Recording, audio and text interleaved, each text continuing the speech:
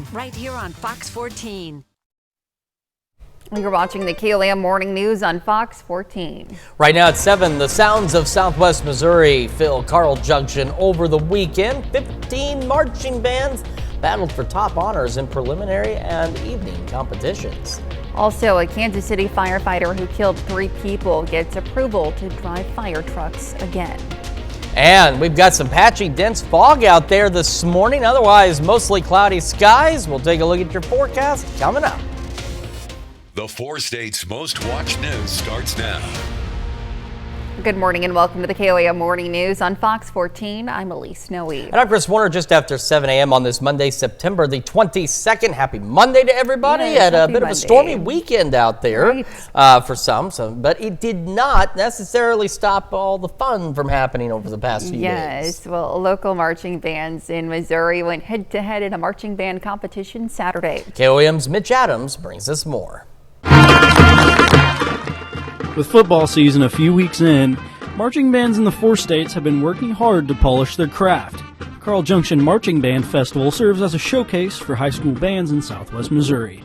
They do a competitive thing all through from noon until around dinner time. They do a preliminary competition, and then we take the top groups that have performed there. They get to come back in the evening, provided there's no rain. With around 15 bands in attendance, the festival is a way to see how other bands operate and start working on shows. Our students got to perform at our football game last night, and we had a really good run of our show, so I know that they're really excited to perform for the other kids here, and we're excited to listen to all the things that the other schools are bringing for us to listen to as well. Peyton Bowling is a senior band member at Carl Junction. He's been using this festival as a way to commemorate his last year of band and high school. And it's just been really good to be here and soak in everything and maybe say some final goodbyes to some people that I might not be able to see. It's a good year, and I'm really excited for our show. The Marching Band Festival is an opportunity to experience competition while also learning new things off the field. So they get to watch the video of their performance right after they come off the field. They get to learn a little bit about what they just did, and so that's something that our festival offers. It's just educational right off the bat. Reporting in Carl Junction, Missouri, Mitch Adams, KOAM News. The band booster raised funds for the Carl Junction Marching Band at the festival with food, drinks, and more available for purchase. Of course, seeing those bands perform is just absolutely incredible. I remember, the Maple Leaf Festival, they have a big marching band performance up there. It's just amazing what these kids can do while playing an instrument. Right. The skills required to multitask like that are absolutely incredible, and you will need to be multitasking with all eyes on the road. You need to take every task you have and be focused on your drive, as we've got some dense fog this morning. First, though, start with a live look downtown Pittsburgh. You can see the fog on the horizon there, and so that's something we're going to have to deal with this morning. MoDOT camera 20th and Rangeline looking pretty good so far, and Skywatch Storm Tracker starting to show some improvements. We've had some isolated showers, a few rumbles of thunder, Benton County, barely getting into parts of extreme southern McDonald and Berry County this morning. All of that activity continuing to push off to the east. We could get 1 or 2 more little flare-up storms, but I think otherwise we're dry as this pushes on out, and this activity along I-40 west of Fort Smith should also remain well to our south for today. And then things will change as we start to head overnight and into our Tuesday. We got dense fog advisories most of southeast Kansas and into northeastern Oklahoma through 9 o'clock this morning. And of course, here's why. Look at these visibilities. Iola's been at 0 visibility since we first started at 5 o'clock this morning on KOAM. Yates Center, Fort Scott, Chinook, Fredonia, Sedan, Independence, all well below a mile on visibility. Parsons at just 1 mile. Reduced in Pittsburgh as well. Reduced visibilities everywhere except Bentonville. You're at clear visibility down there, so you need to slow down. Low beams, not your high beams. Fog lights if you've got them. And, of course, make sure you leave a little early. Give yourself time to get where you're going this morning. Don't try and rush through that dense fog. As for the future track, we're looking at mostly cloudy skies. Could even have some brief clearing here and there, but any clouds that clear will return. And they'll get thicker as we head into the evening. Could get another isolated storm or two between about 7 and 9, but, again, most of us dry. Overnight tonight, though, thunderstorm chances increase, and that's going to be something we're watching. Got low to mid 60s, even some upper 60s here and there. Bentonville, the warm spot right now at 67. We'll go near 70 by 9, upper 70s by noon, heading into the low to mid 80s for our highs today. South winds 5 to 10. Thunderstorms after about 3 a.m. begin working into the area. Some of these could be strong to severe, and we could have strong to severe storms throughout the day on Tuesday. We're going to break down those details for you in the full forecast, and that's coming up here in just a few more minutes. Elise? All right, Chris, thanks. Well, Water & Gardens is hosting the 13th annual Empty Bowls presale event at the Joplin Greenhouse Coffee Shop. Each purchase of one bowl feeds around 15 people by supporting We Care of the 4 States, Hope Kitchen, and Water & Gardens Ministries. About 1,000 bowls were made by more than 30 artists from across the 4-state area. People come at pre-sales here at the greenhouse and they purchase their bowls for themselves, but then they'll also start buying for loved ones for the holidays for this year. There's something truly for everyone, and each bowl is unique and beautiful and different, and it represents local hunger relief. Pre-sale ends on September 27th. Downtown Pittsburgh came alive Saturday as the Pittsburgh Arts Council hosted its fall art walk. Booths lined the streets with everything from fine art and handmade crafts to food trucks and live music, creating a festival-style atmosphere for the community. Now, unlike other community events that often feature local businesses, artwork shines a spotlight on individual artists. Now, some sold their work, others simply shared their creative talents, and for many, the highlight is seeing neighbors, friends, and families come together in support of local art. I think, a lot of times you'll have maybe places that are just a business in town having a booth or something like this, but this really just brings out individuals to be able to come out. You don't even have to necessarily sell anything. You can just kind of show the creative art that you do. So that's very nice. The Joplin Police Department's retired canines are getting some well-deserved recognition and support. The Academy Animal Hospital partnered with officers to host a fundraiser over the weekend benefiting the dogs who spent years serving the community. Handlers say once these canines retire, the cost of their care, from vet visits to potential surgeries, falls on the officers to take them home. Events like this help ease that burden. I think it reinforces the bond that we have, and it shows out here. My guy's been retired for over 2 years now, and was able to still get him out of the car, and he drops the ball and loving on me, and he's biting the sleeve and letting go of it on command, just like he did when he was working. Now, organizers say the fundraiser not only helps cover medical expenses, but also shines a light on the special connection between officers and their four-legged partners. A two-vehicle crash ends in an exchange of gunfire with officers in Miami, Oklahoma. Reports of a crash in Miami were reported yesterday morning. Miami Police Chief Stephen Sigmund says the driver had an altercation in which one fired a weapon at the other before fleeing the scene. The gunshot victim suffered non-life-threatening injuries. Police officers caught up with the suspect, who did not comply with the police commands before pointing his weapon at officers. Gunfire was exchanged. The suspect was struck, then rushed to the hospital before succumbing to his injuries. Well, in Missouri, an arbitrator has ruled a Kansas City firefighter involved in a 2021 crash that killed 3 people can return to driving fire trucks. Rachel Henderson reports. The firefighter who drove a KCFD pumper truck almost 4 years ago, who ran a red light, crashed, killing 3 people at this intersection, has now received approval from an arbitrator to drive again. This news comes as a shock to friends and family. They died leaving work here, walking right through there. The emotions are still as raw as they were for Laura Norris 3 years ago. You just couldn't breathe, and it's not okay. 2 of her former employees, Jennifer San Nicolas and Michael Elwood, were leaving work when a fire truck hit them. The driver, Dominic Biscari, also hit a pedestrian, later identified as Tammy Knight. We don't think Dominic should walk away from this unscathed at all. He killed 3 people. An arbitrator affirmed the latest ruling in the lengthy legal timeline earlier this month.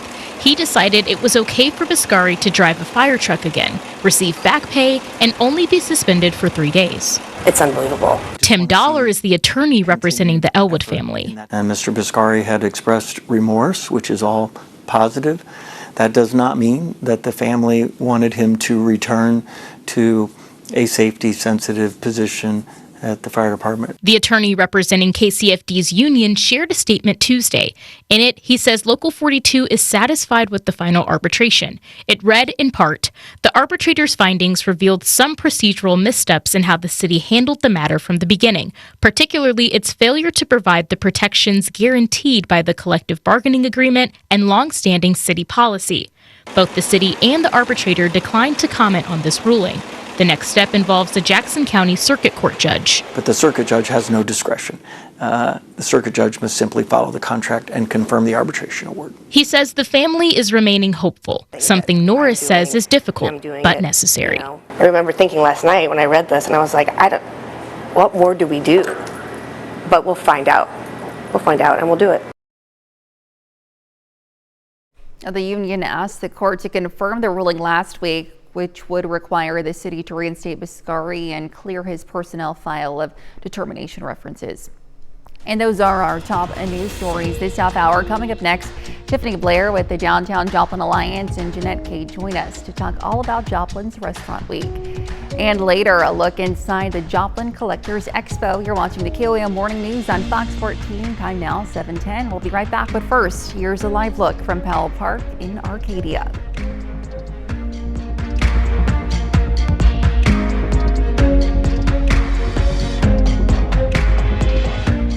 Event and score a knockout against cancer. Welcome back. Joplin's Restaurant Week is set to kick off soon, and downtown Joplin is going all out with special menus that spotlight the food scene and satisfy any foodie in your life. We have Angela Hudson and Jeanette Kay with us this morning to share all of the delicious details. Good morning, and thank you so much for being with us, both ladies. So, Angela, talk to me a little bit just about what Restaurant Week is and a little bit about this year's theme as well. Yeah, so Restaurant Week is 18 restaurants downtown Joplin, and it's really where all the restaurants get to highlight something special, and we've got a lot of special dishes, and like Blackthorn has a double-decker pizza, Red Onion has a special menu that's just for Restaurant Week. And so it's a really good time to get out and support local. We've had Fall in Love with Local before, and it was kind of like a bingo thing where you went to different businesses. This is more highlighting the restaurants and bars downtown, so you can go support local and forget about Range Line and 32nd. Absolutely. Now, Jeanette, participating in this week, talk to me just a little bit about just the community support that comes with Restaurant Week. Absolutely. We are thrilled to be part of the Restaurant Week at Vino Noir. We have a special going on for that week, and we're serving the Sip and Share, which is, you get to have an appetizer, a pizza, wine, and followed by a dessert. So we're excited to be part of the community and support. We want people to come downtown and be a part of it. Absolutely. Now, it's such a fantastic week to really, immerse yourselves in the downtown community. And it also, as you mentioned to me just a little bit, leads up to Porch Fest. So talk to me kind of about that little collaboration. So it's September 24th to October 4th. October 4th is Porch Fest. So it's kind of a really good way to go out and support local and then end it with a big bang at Porch Fest in the North Heights neighborhood. Absolutely. Now, is there a list of restaurants, vendors, all included in the week, and what folks can, know before they head out? Yeah, so if you go on Facebook or downtownjoplin.com, you can find all the participating restaurants. There's 18 of them. It's just their regular business hours, but you'll get something special at every single one. Absolutely. Well, lots to look forward to, ladies. Thank you so much for being with us this morning. Happy to have you. We'll be right back. Thank you. The outdoor. Welcome back to the KOAM Morning News. It's 7:18 on this Monday morning. We've got a lot to get through. We have what's happening right now, and we have what's going to be happening a little less than 24 hours from now. First, the dense fog advisories. Kansas, Oklahoma, these run through 9 o'clock this morning, and that is why. Look at this dense fog just not letting go. Now, Iola has been at zero visibility since we started at 5 o'clock this morning. We got Fort Scott, Chanute, Yates Center, of course, Iola, Fredonia, Independence, Sedan, and a number of communities and places in between here with very little visibility this morning. Very dense fog out there. Virtually everyone except Bentonville has reduced visibilities to some degree. So you need to slow down. Low beams, not your high beams. Fog lights if you've got them. And again, we've talked to, these are reference points. You could run into denser fog. Again, my commute this morning, coming up from Joplin to Pittsburgh on Old 96, ran into parts where visibility for, 1/10 to 1/4 of a mile dropped to zero. at times. And so you want to just make sure you're slowing down, making sure you got time to get where you're going.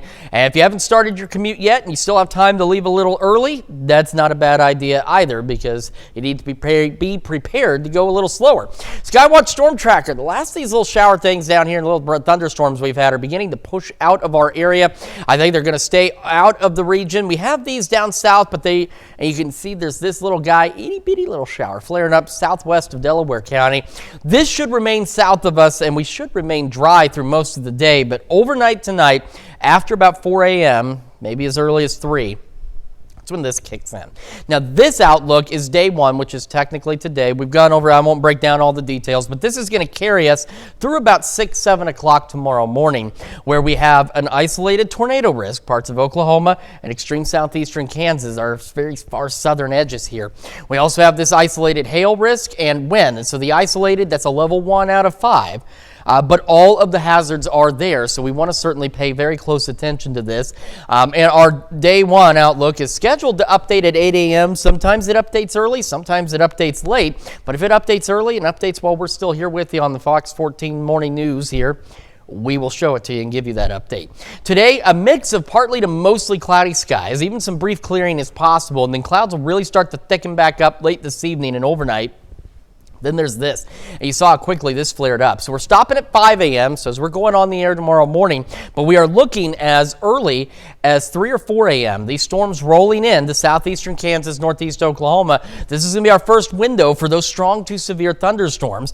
This whole complex is a big complex of strong to potentially severe storms, pushes east. So this is it here, stretching from Benton County, Berry County, and then just outside of our area towards Springfield and Branson.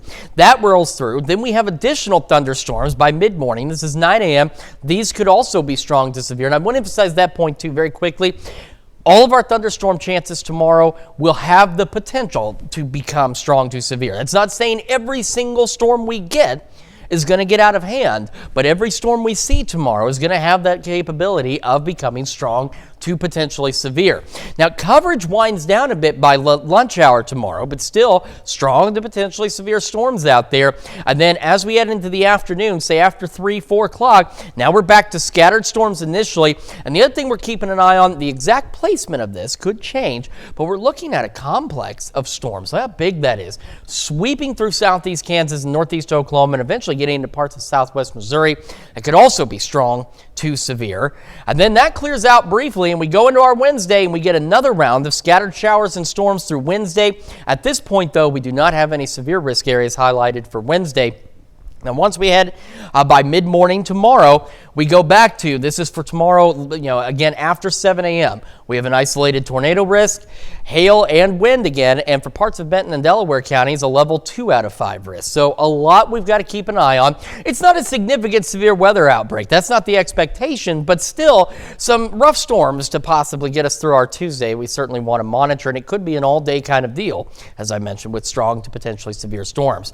As for today, again, partly to mostly cloudy skies, upper 60s to start, mid-70s by 11 a.m. We're looking at highs low to mid-80s. The storms continue with shower chances all the way through Thursday, keeping our temperatures mid-upper 70s. As we head into the weekend, we will clear out and dry out back into the low to mid-80s. That's Check Your Forecast. We'll be back with more right after this. Welcome back. This weekend, you can travel the world without leaving the PSU campus. Global Fest, the interactive event that explores the different regions of the world, is happening this Friday. And here to tell us all about it is Nutwai and Ogman. Good morning and welcome to you both. Thank you so much for being with us this morning. So talk to me about what Global Fest is and what folks need to know. Okay. So Global Fest is an international night market hosted by the International Student Association, partnered with the international office at Pittsburgh State University. So if you want to try foods from all around the world, then it will all happen in that one night. It will be at Lindbergh Plaza from 6 to 9 p.m. On Friday, September 26th. Wonderful. Now, Ogman, talk to me just a little bit about some of the different types of cuisine and culture that will be on display, and if there's anything that you're specifically looking forward to. Okay, so there's going to be food all the way from boba to dumplings to to cuisines from India, Pakistan, stuff like that. And specifically, I'm excited about food from my country, Nepal, momo, which is a kind of dumpling. And the closest you can find it from Pittsburgh or here is in Chicago. Oh, wow. So that's a pretty good thing that they're having that there now. Yeah, it's a great way to, of course, celebrate different cultures just, on the PSU campus. Talk to me a little bit about the support, not only from campus, but just around the community and having an event where people can come together and experience new things. Yes, so as international students, we are so thankful for the Pittsburgh community for welcoming us. So this is our way of showing and sharing our appreciation and our culture to the Pitt State community as well as Pittsburgh, just saying thank you. And it's also a way for international students to share their cultures to the Pittsburgh community. Absolutely. Yes. Maybe get a little more taste of home while you're here. Now, if people want to find out more information either about this event before they head out or just any of the events that international students at PSU put on, where can they do so? You can find it on our Instagram on Pitt State ISA or Pitt State International. We post a lot of videos and posts about updates about all our events and the Global Fest especially. We've been making a lot of videos. And then a few key things would probably be bring cash. Sure. That's the main thing that we try to tell people because some people might forget. Yeah, so it's a cash only specifically. Yes. And talk to me a little bit about the price ranges for the specific dishes. So it's going to be about ranging from 2 tickets to 6 tickets, which is $1 per ticket. Okay. So that's generally what we've decided to do. All right, wonderful. Well, it sounds like it's going to be an incredible Friday night. Thanks so much, you guys, for coming in. Thank you. Thank you. Of course, we'll be right back. And the city of Pittsburgh. The 4 states' most watched news starts now. Welcome back to the KOAM Morning News on Fox 14. It's currently 7:31. I'm Elise Snowy. Well, it was a collector's paradise at this year's Joplin Collectors Expo. The event featured more than 60 vendors offering 140 tables filled with a variety of collectibles such as sports cards, comic books, toys, and more. A new addition this year was the Lego Land Room with Lego Master Tim Hutchings. Attendees could also participate and win prizes in a cosplay contest. It's just a fun time to get together and share something in common like interests. You get a couple celebrities every time. So now we have Shaun Weiss and Samantha Newark. Shaun Weiss was in the Mighty Ducks. Samantha Newark was Jim from the Holograms. Well, the Green Bush Day Pig Roast invites everyone to enjoy a day filled with food, fun, and festivities, all in support of the St. Aloysius Historical Society. Attendees savor pulled pork, potato salad, baked beans, and desserts from local bakers. Activities included face painting, open fishing, pony rides, barrel train rides, a kiddie tractor pull, and live music by the Dueling Band and an antique car show. Nature enthusiasts gathered at the Shoal Creek Conservation Education Center for the Fall Native Plant Sale and Monarch Festival. Attendees learned about monarch butterflies with educational tables and activities providing insight into the monarch's annual migration to central Mexico and the types of plants that support their habitat in Missouri. 14 different JROTC programs from across the region participated in the Ultimate Raider Challenge at Camp Crowder. Each team goes through obstacles, which includes 30-pound rucksack carrying, a 5K run, an obstacle course, and more. Now, teamwork is required as they're graded on lack of penalties and speed. Let's take it over now to Chris for a quick look at your forecast. Yeah, we've been dealing with some dense fog across the area this morning. Live look downtown Pittsburgh. You could see that fog in the horizon there. So just make sure you are being cautious. We'll show you the fog coverage in just a moment. MoDOT camera 20th and Range Line in Joplin. Looking pretty good as we get this Monday underway. Skywatch Storm Tracker, we're starting to dry out. What you're seeing here is not real rain, but we did have some showers, even some thunderstorms in the Benton County, parts of far southern McDonald and Berry counties. That activity on the way out, but the dense fog, not yet. We have these dense fog advisories, Kansas and Oklahoma through 9 o'clock this morning. And of course, the reason is the dense fog. Yates Center, Iola, both at zero visibility right now. Fort Scott not far behind. Chanute, Fredonia, Sedan, Independence, all below below 1 mile. We have reduced visibilities everywhere except Bentonville. But everybody else, reduced visibility, significantly reduced through parts of Kansas and Oklahoma. So again, low beams, not your high beams, fog lights if you've got them, and slow down. Give yourself time to get where you're going. For today, we are looking at initially a mix of partly to mostly cloudy skies. Clouds begin to thicken up later this evening. Between 7 and 9, an isolated storm is possible, but we should be dry for most of today. It's going to be overnight tonight into very early tomorrow morning that our thunderstorm chances will begin to return. Across the region, temperatures low mid-60s, and Bentonville, one of the warmer spots at 67. We got 68, though, in the Wada as the warm spot right now. As we head through the morning, we're eventually going to be upper 60s by 9, upper 70s by noon. Our highs today, low to mid-80s, with the south breeze at 5 to 10 miles an hour. And we do have severe weather chances increasing after 2 or 3 o'clock tomorrow morning and continuing through most of our Tuesday. We're going to break down the details on that, the timing of these storms, and what you need to know here in just a few more minutes. Elise? All right, Chris, thanks. Well, the Cherokee County, Kansas Health Department is giving away harm reduction products to the public. KOAM's Mitch Adams brings us more. The Cherokee County Health Department is offering harm reduction items for no cost. The harm reduction items, including Narcan, fentanyl test strips, and condoms, are vital to saving lives and protecting health. Anyone who takes an opioid, whether you take it illicitly or if you take it given for a prescription, if you have those medications in your possession, you need to have a dose of Narcan on hand at all times. The health department wants the community to know that these items are not for a certain group of people.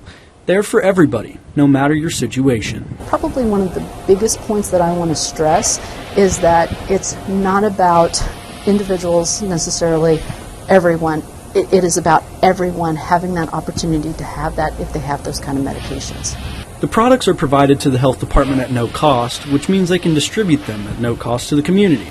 The Narcan and the fentanyl strips are donated through DECA, so we apply for those and we request a certain amount, and then they ship those to us with no cost. We also have another program that we can get those supplies through called AmeriCares as well, so we do receive some Narcan from there as well. The resources provided to the community for free helps people with financial struggles receive help without paying a dime. Reporting in Cherokee County, Kansas, Mitch Adams, KOAM News. The harm reduction box is located in the alley behind the Cherokee County Health Department, and that's a look at our top news stories coming up this half hour on the KOAM Morning News. Adulting costs more than expected, and Gen Z is feeling the pinch. A new survey shows young Americans are putting their love lives on hold to get their finances in order. We'll be right back. Time now, 7:37, but first, here's a live look from Powell Park in Arcadia.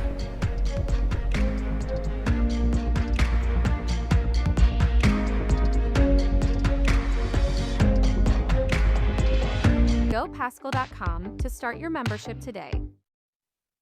We have a Josh Novak with the Neosho Arts Council here to tell us all about the perfect way to kick off fall, the very colorful Neosho Fall Festival's Sidewalk Chalk Art Contest. Say that 10 times fast. Good morning, Josh. Good morning. Happy to have you. So talk to me about this art contest that's happening soon. Yeah, so October 4th, starting at 10 a.m., we have our annual Sidewalk Chalk Art Competition, and that is an annual event, and it's loaded with cash prizes. And you know, the big thing that we're trying to promote is creating art, and so it's an all ages event where virtually anyone 6 years old and older can participate. So absolutely. So break down a little bit.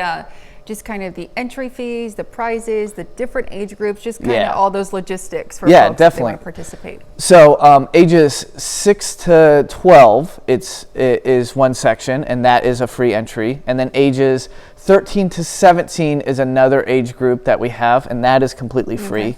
But then ages 18 and older is a $10 fee. And all signups, you'll have to provide some information just in case if you end up having to leave and you win a prize or something, like especially the younger kids, parents will have to fill out an address form. We're not going to spam you, but we may send you a check with money if you win a prize. So we do announce the prizes at the end of the event as well. And so we kind of do that around 2:30, 3 o'clock, depending when our judge is done.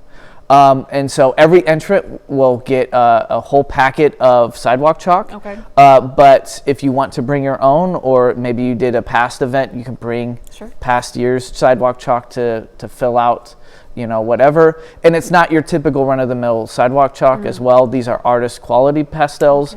And so you'll definitely see a different shift in the quality of designs you can make with that. Absolutely. Talk to me a little bit, just kind of the art that you've seen over the years. Of course, this is an annual event, so are lots of artists come back and like recreate their designs, new ones. Tell me a little bit about what folks can see if they want to just come and watch. Yeah, so it's definitely a fall theme, so you'll see a lot of pumpkins, a lot of, October-inspired pieces.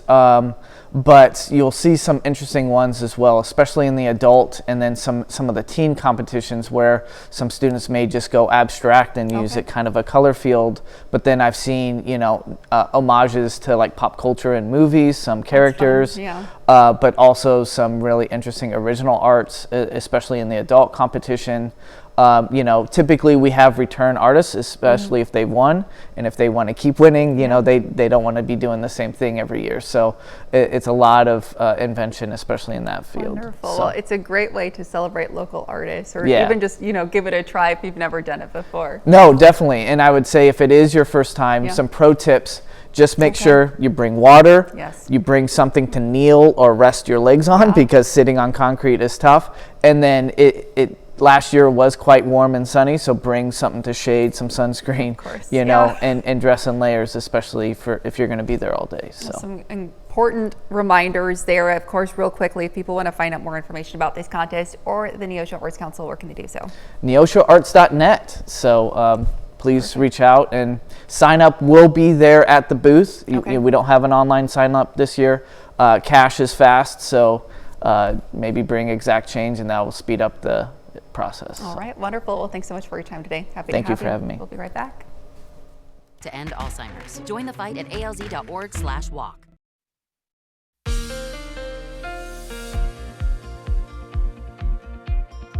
Welcome back to the KOAM Morning News, 7:45 on this Monday morning. We're going to start with our dense fog advisories for Kansas, Oklahoma that will continue through 9 o'clock this morning. And of course, that is for this. Look at these visibilities. We've now got Yates Center, Chanute, Iola at 0 visibility. Fredonia, Fort Scott, practically the same. Parsons, Independence, Sedan, all under 1 mile. This is covering a huge portion of southeastern Kansas this morning. So if you are commuting, especially into Kansas, parts of northeast Oklahoma, you've got to slow down. Low beams, not your high beams. Fog lights if you've got them.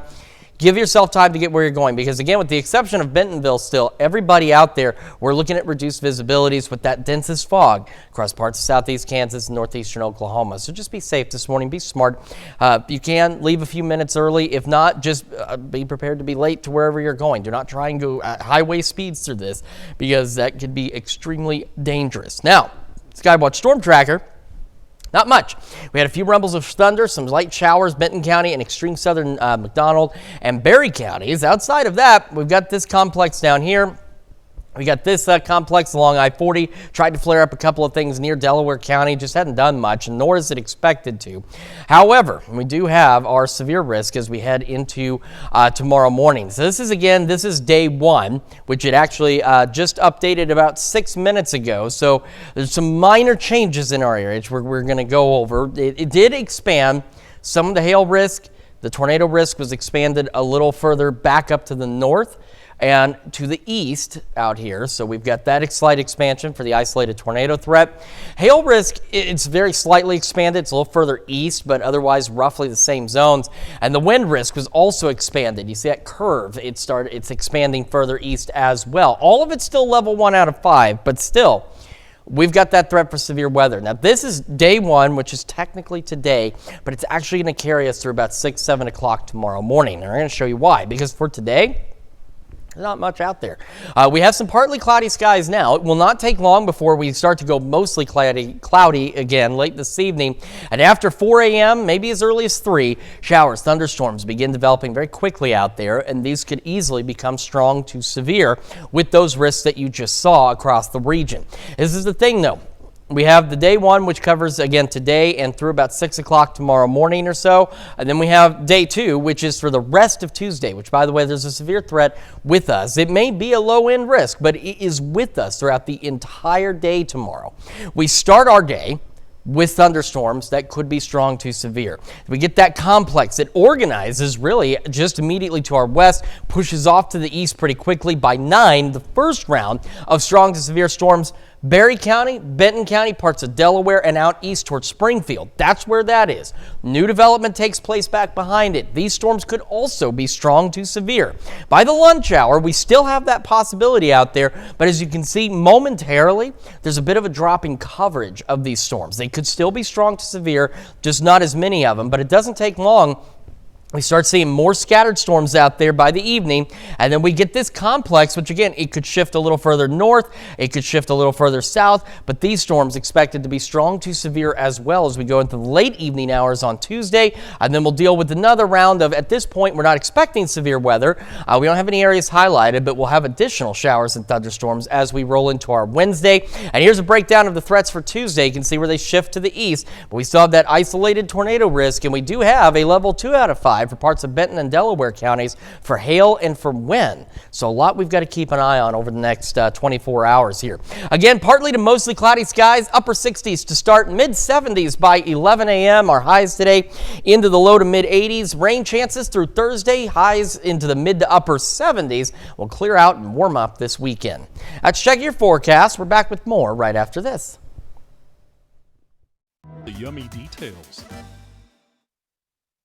With inflation creeping up once again, new trends are emerging in how young people are spending their money and what they're not doing with it. Fox's Jared Halpern has more from Washington. Turns out that adulting is more expensive than expected. Making ends meet is tough for younger Americans, and it's causing a big change in how Gen Z is spending money. New data from Bank of America shows over half of Gen Z think the high cost of living will stop them from becoming successful. And now a growing number are putting their love lives on hold, spending no money on dating as they get their financial houses in order. Spending money on dates is similar, akin to spending money on entertainment, on traveling. And when you're pinched, I think all impacts of entertainment, if you will, could get in the way. The survey is shedding light on a growing trend. Loud budgeting, being upfront with friends, family, even romantic partners about how much you plan to spend and why you can't be more social. It's acceptable to tell a friend or a family member you won't be joining them at the movies or out to dinner on a Friday night. The good news, Gen Z is starting to take action on their finances. 72% say they've taken steps over the past year to improve their bottom line, including increasing savings and paying down debt. These are like the opposite of dating and entertainment. Not a lot of fun, but so very important. Gen Z may not be spending as much on dating and going out, but it is top of mind. Nearly 80% say financial responsibility is a top trait when choosing a partner. In Washington, Jared Halpern, Fox News. Yeah, certainly a lot of spending cuts out there, right. I think. I mean, it's really been hitting hard for sure. Yeah, it's definitely challenging, especially when you're so young trying to figure out your financials. Oh, man, even when you get older, it's tough to figure out your financials sometimes. The salute, Louis Supancic, a four-state hero. Well, this is your wake-up recap for September 22nd. The top stories to start your day. Yesterday in Miami, Oklahoma, 2 drivers had an altercation which led to one firing a weapon at the other before fleeing the scene. The gunshot victim suffered non-life-threatening injuries. Police officers caught up with the suspect who did not comply with police commands. Gunfire was exchanged. The suspect was struck, then rushed to the hospital before succumbing to his injuries. And a Kansas City firefighter who killed 3 people in a 2021 crash can return to driving fire trucks. An arbitrator ruled that Dominic Viscari should be reinstated with a back pay and a 3-day suspension. Viscari ran a red light in a fire truck and struck 3 people. The arbitrator found procedural problems with how the city handled Viscari's termination. The city must now reinstate Viscari and clear his personnel file of termination references. That's a check of today's Wake Up Recap. And we've got a mostly cloudy day out there, maybe even some moments of partly cloudy skies. Low to mid 80s, should be dry. Isolated shower storm between 7 and 9, nothing much expected there. And then overnight, after about 4 a.m., thunderstorms begin building in, and these could be strong to severe. We keep with the strong to severe thunderstorm risk with all hazards possible throughout Tuesday, really throughout the entire day on Tuesday. So make sure you're staying weather aware. We'll be, of course, here on KOAM. We'll be streaming on KOAM Plus and, of course, the KOAM Skywatch weather app. So just be prepared for some fall severe weather. All right. Well, thank you all so much for letting us be with you this morning. We're going to be back with more news and weather today at noon. Have a great rest of your morning.